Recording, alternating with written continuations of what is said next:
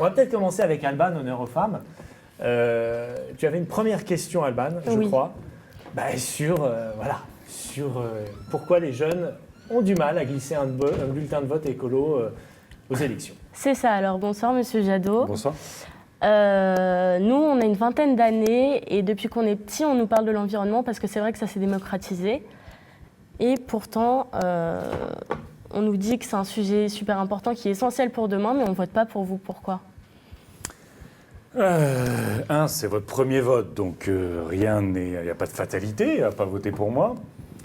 Mais c'est vrai que souvent, il y a aujourd'hui une préoccupation majeure pour les questions d'environnement, que ce soit la santé.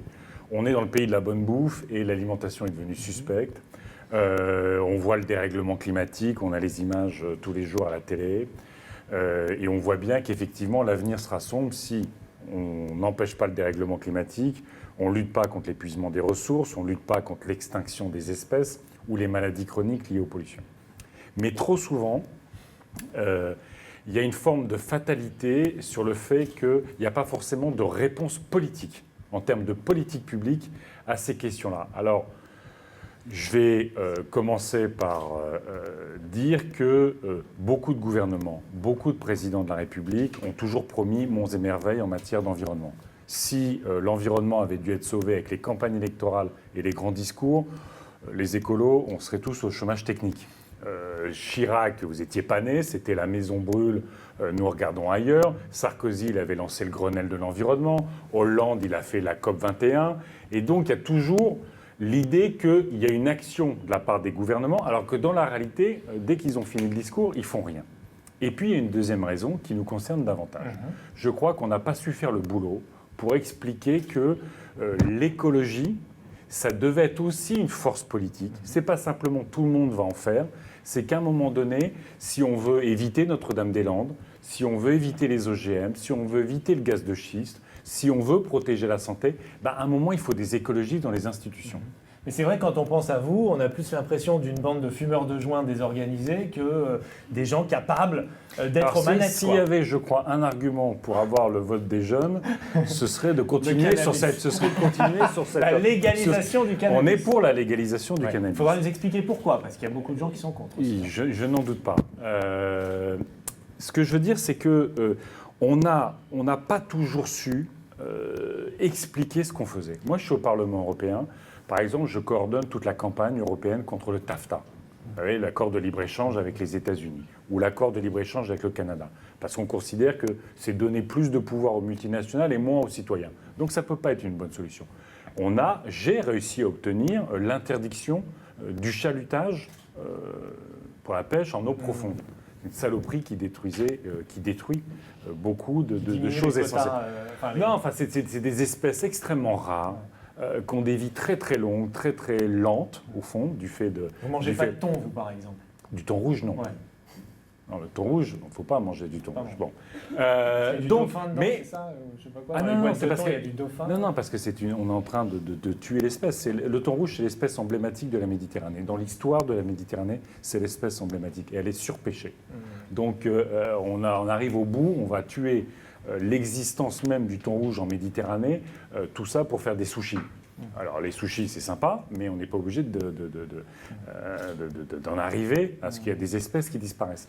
Donc, si vous voulez, moi ce que j'essaye de faire dans cette campagne, c'est de montrer que si on veut effectivement protéger la planète, à un moment, il faut des écologistes dans les institutions. Parce que ceux qui en parlent souvent n'agissent pas, mais qu'il faut des écologistes pour agir et aller dans votre sens.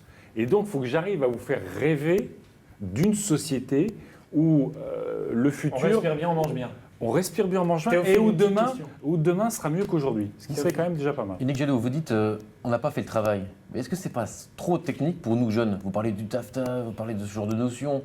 Si on ne suit pas l'actualité, on ne sait pas ce que c'est le TAFTA, on ne sait pas forcément... Il n'y a pas de vulgarisation, si vous voulez, pour nous. Alors, vous êtes quand même des jeunes informés. Oui, mais moi, quand je vois en Europe les mobilisations contre le TAFTA, il y a beaucoup de jeunes. Justement parce que vous êtes la génération qui n'en peut plus d'une société contrôlée par les lobbies. Enfin, vous qui êtes parlementaire européen à Strasbourg, n'y a pas beaucoup de gens qui se disent. Non, ça, vous avez raison. Ouais. Mais ce que je veux dire, c'est que... Pour nous, on est très loin de Non, mais l'univers ça, de Parlement sur le européen. fonctionnement des institutions européennes, ça, j'en suis d'accord. Mais si vous connaissez mieux comment fonctionne un conseil départemental, vous me l'expliquez. Vous Tout voulez ça, supprimer ça, les départements aussi, si vous êtes président? oui, on est plutôt pour. Mais en même temps, avec les régions... Plutôt contre. Enfin, on est plutôt pour les supprimer. Mais avec les régions qu'on a créées, il faut de nouveau des départements parce que ce sont des régions tellement vastes qu'il faut des élus qui soient en lien avec les territoires. Mais c'est vrai que les sujets sont complexes. Mais on essaye en même temps, si vous voulez, la question, je ne sais pas, la question de la transition énergétique. Moi, quand je l'explique, aujourd'hui, c'est moins une question de technologie. Bien sûr, il faut sortir du fossile, sinon c'est le dérèglement climatique. Bien sûr, il faut sortir du nucléaire, parce que sinon c'est le risque nucléaire, potentiellement Fukushima. Mais ce que j'essaie d'expliquer... Fukushima, mais ça reste quand même l'énergie la plus propre. Mais non. Si ça explose pas. Mais non. Vous avez des déchets pour des millions d'années, ça ne peut pas être propre. Vous avez une partie de nos fleuves, de trucs qui sont contaminés à la radioactivité. Donc, ce n'est pas propre. Ce qui est propre, c'est l'énergie qu'on ne consomme pas. Donc, évitons de la gaspiller. Et les énergies renouvelables sont beaucoup plus propres. Et moi, ce que j'essaye d'expliquer dans cette transition énergétique, c'est que c'est le moyen pour les citoyens de se réapproprier un sujet essentiel qui est l'énergie.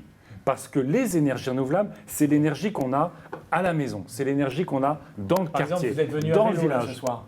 Non, je suis venu en taxi parce que vous êtes assez loin de tout, que C'était j'étais pas un taxi électrique en plus. que j'étais à la bourre et que voilà, je ne peux pas venir en vélo de nuit. On peut pas faire nuit. l'écologie tout le temps en même temps. Ça dépend où vous vous mettez. Si vous savez, nous on est pour la densification des centres urbains. Ouais. On est pour que toutes les activités soient les unes à côté des autres pour qu'on n'ait justement pas à se déplacer pour faire ses courses et ses machins. Donc quand vous vous excentrez extrêmement loin... Ça va, on des est en centres- proche banlieue parisienne. Oui, Commencez mais pas à jouer le bobo. je joue pas le bobo, je suis pas contre la banlieue, mais reconnaissez que d'où je venais, c'était pas extrêmement facile D'accord. de faire 15 km en On vélo en discutera. pour vous C'est pas rejoindre. 15 km, Yannick.